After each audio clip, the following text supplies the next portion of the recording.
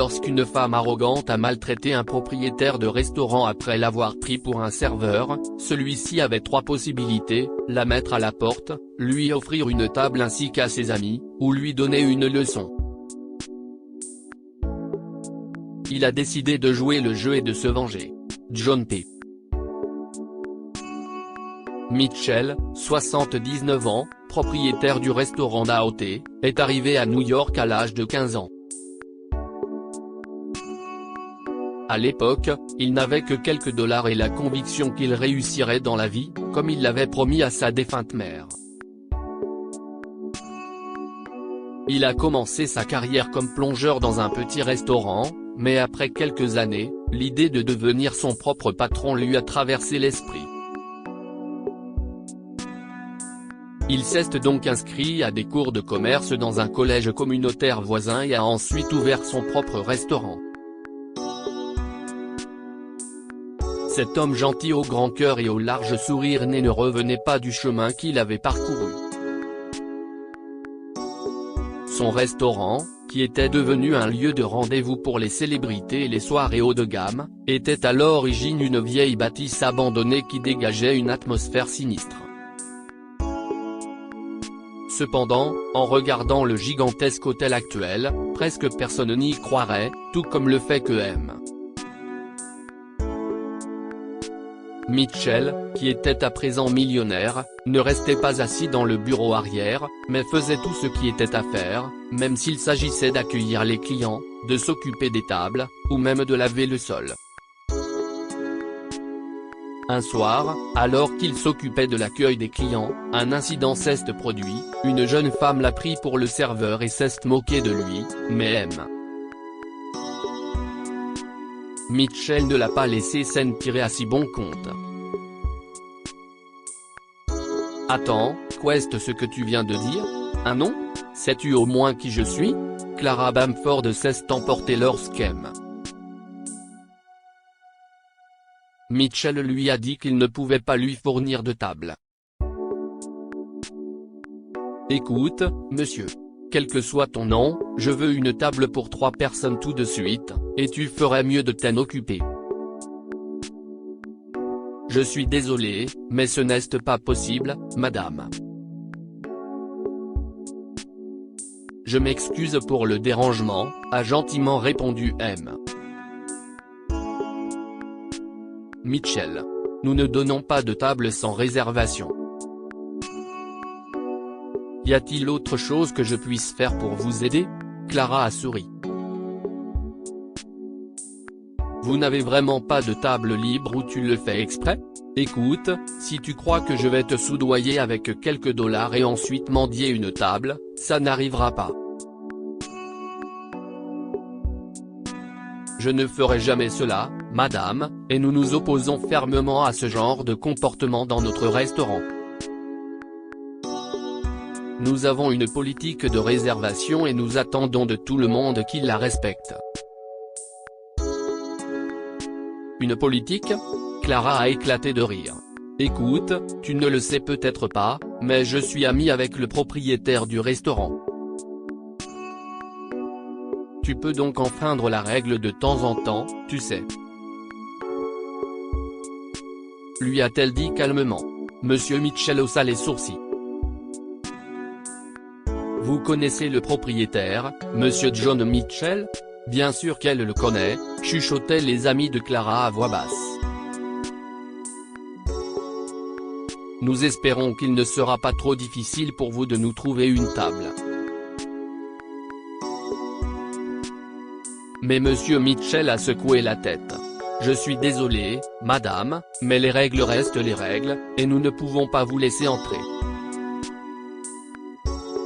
À ce moment-là, Clara a perdu son sang-froid.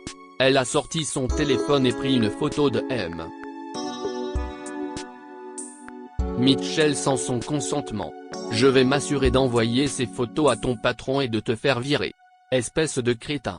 J'aimerais vous demander d'effacer l'image, madame, et de vous abstenir de causer des troubles ici, a-t-il dit poliment.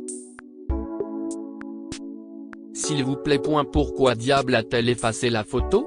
S'est emportée Amanda, l'amie de Clara. Tu reconnais ta classe maintenant? Tu ne peux pas nous donner d'ordre, mais nous, si. Nous payons nos chauffeurs plus que ce que tu gagnes en une année entière. Clara et Amanda ont éclaté de rire et leur amie Rachel a commencé à se moquer de M. Mitchell. Écoute, suis notre conseil et ne fais pas l'imbécile. Trouve-nous une table et réglons ça. Comme je l'ai déjà dit, madame, ce n'est pas possible, a répondu M. Mitchell en leur montrant le chemin vers l'extérieur. Mais Clara et ses amies n'ont pas fini. Elles ont fait un scandale devant tout le monde, obligeant le directeur Frank Wilson à intervenir. Je suis désolé, mais il y a un problème, madame, a-t-il demandé en jetant un regard inquiet à M. Mitchell. Un problème? Pourquoi avez-vous embauché un vieux con qui ne comprend même pas le français? Je suis l'ami du propriétaire et il ne peut pas me réserver une table? Qu'est-ce ce qui ne va pas chez lui? Madame. Frank déglutit et se racla la gorge. Je crois qu'il y a une erreur, mais cet homme n'est pas. Frank s'apprêtait à révéler la vérité à Clara, mais M. Mitchell l'en empêcha. Je suis vraiment désolé, M. Wilson, je n'aurais pas dû faire ça, a-t-il dit en se tournant vers Frank. Laissez-moi m'en occuper, s'il vous plaît. Voulez-vous me suivre, s'il vous plaît, madame? Oh non, non, non, rétorqua Clara. Je ne vais pas te laisser partir comme ça. Tu dois d'abord t'excuser correctement auprès de moi. Les filles, enregistrez ces excuses sur vos téléphones pour qu'il n'ose pas nous montrer son caractère la prochaine fois, dit-elle à ses amis. Monsieur Mitchell ravala l'humiliation, élaborant un plan dans sa tête. Il aurait pu révéler son identité, mais il a estimé que la jeune femme avait besoin d'une leçon. Il les a donc escortés jusqu'à l'une des tables les plus chères du restaurant, réservée uniquement aux célébrités, et s'est occupé d'elle personnellement. Les 3 premières tournées sont pour nous, madame, car je suis sincèrement désolé de vous avoir offensé, a-t-il fait remarquer en servant les boissons. Voulez-vous passer vos commandes maintenant? Ou dois-je venir plus tard? Voilà un bon serveur. Nous allons passer nos commandes pour les entrées maintenant, et je te dirai plus tard ce qu'il en est du plat principal. Monsieur Mitchell a gentiment noté les commandes et s'est éloigné.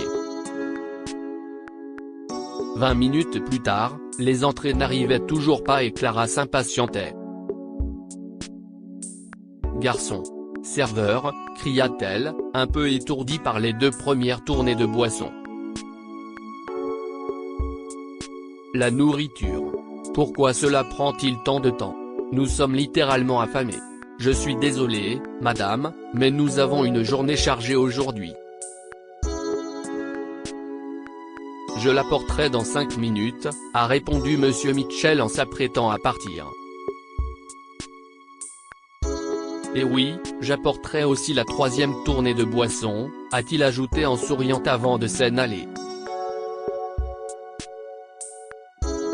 Tout au long de la soirée, monsieur Mitchell a accordé une attention personnelle aux 3 femmes et leur a apporté sans délai tout ce qu'elles avaient commandé.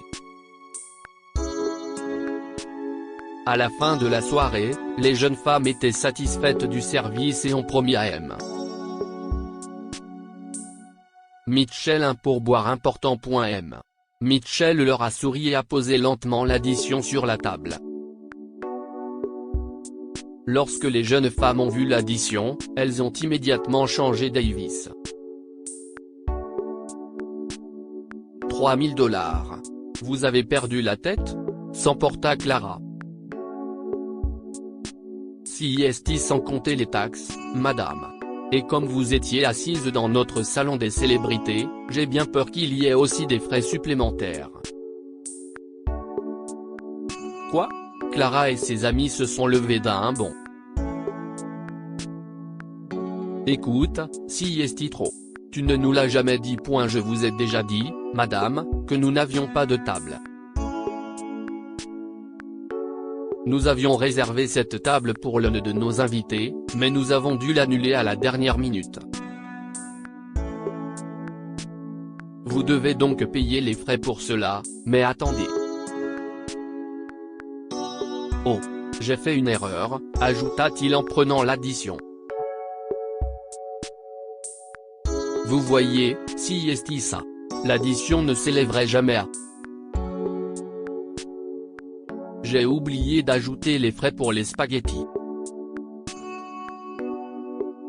Je vais vous faire une nouvelle addition. Le visage de Clara est devenu pâle en entendant cela. Elle savait qu'elle et ses amis n'avaient pas les moyens de payer, alors ils ont essayé de refaire leur vieux coup. Et, tu sais que nous sommes les amis de Monsieur Mitchell. Je suis sûr que cela ne le dérangerait pas que nous dînions ici gratuitement pour une fois. Nous pouvons régler cela tranquillement. À quoi bon faire des histoires? Laissez-moi vous le confirmer, madame.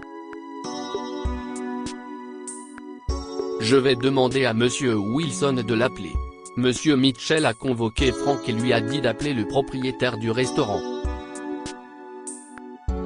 Frank passa un coup de fil et lorsque son téléphone sonna,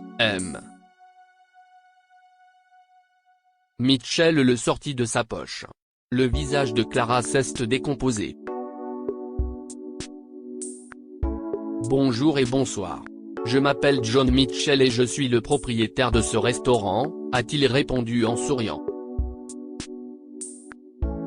Maintenant, puisque vous m'avez maltraité alors que j'étais serveur, vous auriez maltraité n'importe lequel de mes employés, alors soit vous payez l'addition et vous partez tranquillement, soit vous vous dirigez vers la cuisine où la vaisselle sale attend d'être nettoyée. Clara et ses amis n'ont pas le choix.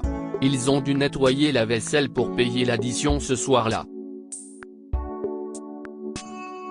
Que pouvons-nous apprendre de cette histoire?